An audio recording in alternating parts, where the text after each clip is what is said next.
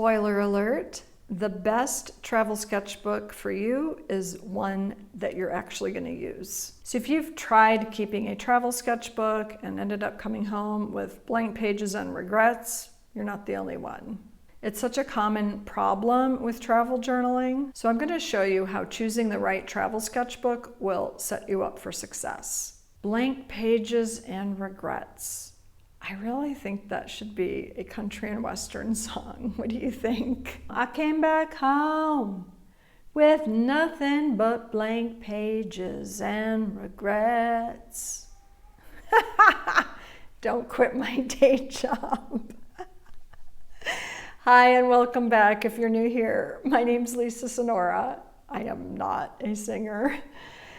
This channel is all about using your creativity for your personal and spiritual growth and well-being so that you can make art and feel better, no matter what's happening. Travel is my twin passion to art, and I've been traveling and teaching painting, writing, and mushing it all together in visual travel sketchbooks all over the world. And so when it comes to choosing a travel sketchbook, there is a lot of thought that's gone into this, behind this, that you can use. If you're just trying to do this, or if you've tried travel sketchbooking and it didn't really work out for you, then I think this video will give you some ideas you can use. And make sure you watch all the way to the end, because I want to show you this bonus method of keeping a travel sketchbook. I call it thinking outside the sketchbook.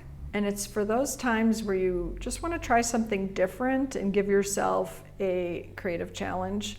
And you might also choose to do this type of sketchbook along with your blank artist sketchbook type travel journal. So let's get into it.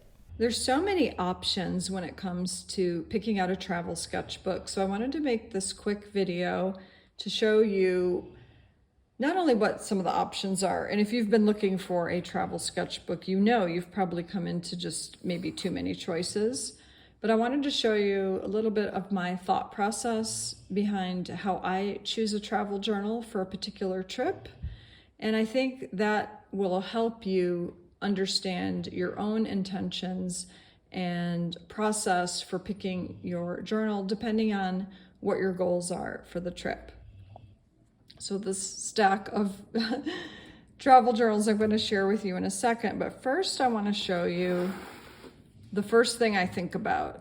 Well, not the first thing, but one of the first things I think about, and I really don't hear other people talking about this, but you know, what bag am I taking? So what bag am I going to have on my body all the time? This is a backpack / crossbody bag. So for sure I want my travel sketchbook for this trip to fit in here.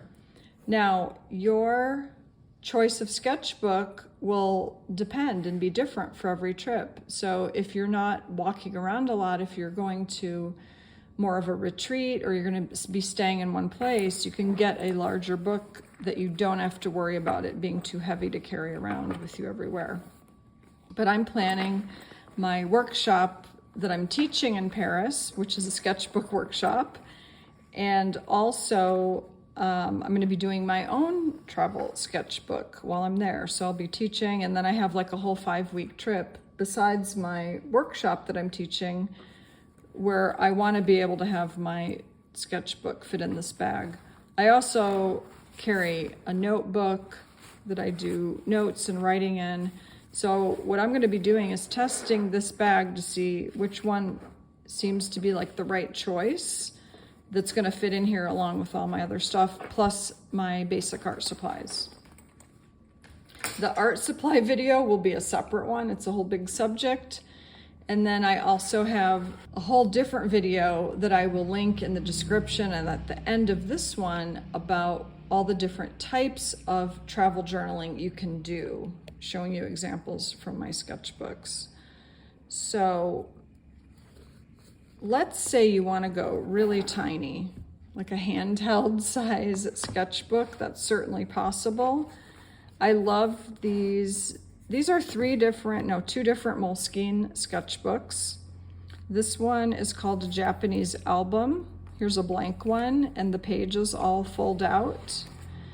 And it's got really nice sturdy paper. And I have a whole video on this Moleskine Japanese album I did for a week in Paris.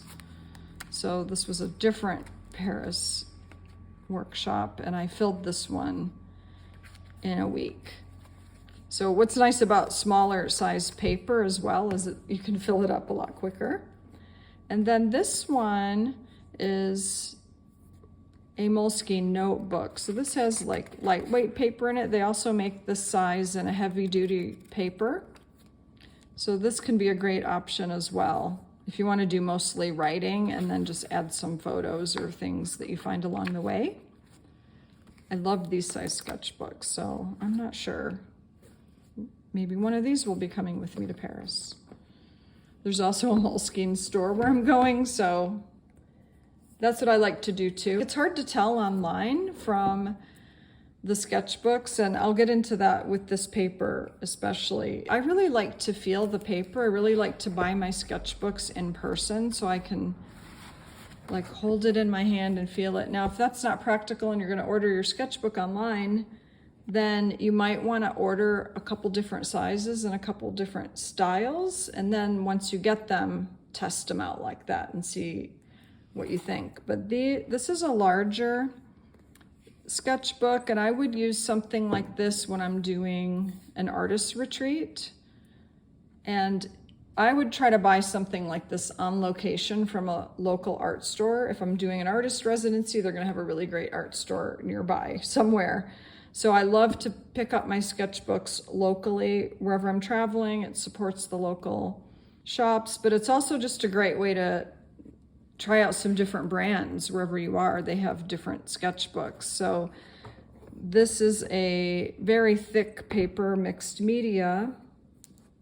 And I did what I'm telling you to do. I ordered, since I live in Mexico and there's not really places where I live to buy sketchbooks, I ordered all these just to test them out and see which ones I might want to use. This sketchbook has toned paper, which I'm very interested in trying. I haven't done that before. I've kept sketchbooks on craft paper journals, but I haven't bought a specific toned paper sketchbook. And here's another example from a different brand. So you can see they're slightly different sizes, and the toned paper is a little bit different in color. This to me looks more like paper bag. This is more brown.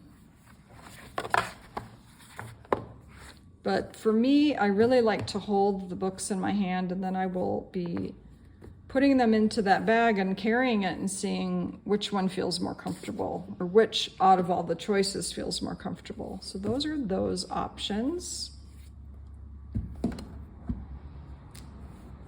Oh, and I forgot to show you this one. Haven't opened it yet, but I have some others of these that are open, so I know what the paper feels like. But when I'm traveling as well, I'll bring home some extra sketchbooks because, as I mentioned, there aren't very many here where I live, so I like to have them to work in when I get home. So you can also get spiral bound sketchbooks like I have here. These I took the binding out of. These I showed in my previous video about different ways of keeping a travel sketchbook. But if you like to open your pages and fold it flat, then definitely get a wire bound sketchbook. I just happen to prefer perfect bound bindings lately in general. These are like 25 years old at this point.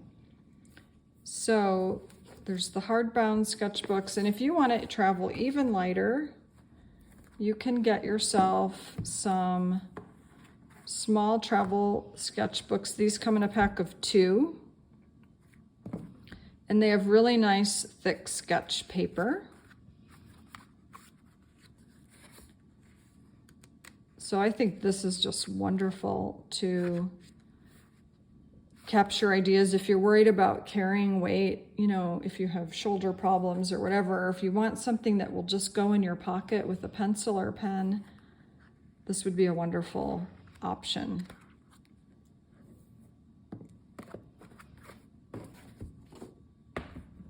Oh, let me not forget to show you the one I promised at the beginning. So these are some of my hardbound travel sketchbooks. I really tend to like the size, but you can see this is quite chunky. And what I'm thinking of for this next trip is to go with perhaps a thinner sketchbook that has higher quality paper in it, just as an experiment, because I haven't done that before. And then if you don't have a sketchbook and you end up at your destination with nothing, you probably have a pen or pencil. You can get those anywhere, at any drugstore, any department store. But I would say get some postcards and keep your journal on postcards, because then you don't need any art supplies with you. You have the image and you can write about your experience. And I have a whole short video class that I did that explains my whole process of keeping a postcard journal, because I'm obsessed with travel journaling. And I got so many questions about this from people I showed it to. So I made a short class about this, and I will have a link to that in the description below. So I'm curious to know which of these travel sketchbooks really appeals to you. What would you pick for your next trip, and why? What would go into your thought process of choosing what type of travel journal that you want to bring with you? I think knowing that why, knowing what type of activities you're going to do, knowing reasonably how much weight you want to carry and what type of bag or satchel you're going to be putting your art supplies in, all of those really will factor into that decision of choosing really the best option for your travel sketchbook. Again, you can always pick one out at your destination if you're lucky to be in a place that has an art supply store. Sometimes there's a Moleskine store. You can find their sketchbooks there. And part of your travel journaling adventure could be finding the sketchbook at the place you're visiting. But I like to journal on the plane too, so it's a dilemma, because I put a lot of pre-trip notes inside my travel sketchbooks. So I will be creating a video of what travel supplies I'm bringing and share with you which one of these beauties ends up being the lucky contender for my travel journal for my Paris workshop. Which one would you pick? Let me know. If you've liked that alternate method of keeping a travel sketchbook, you'll find links to the Postcard Journal workshop in the description below, along with other recommended videos on keeping a sketchbook and travel journal to watch next. Thanks so much for watching, and I hope to see you in the Postcard Journal workshop. That would be so much fun.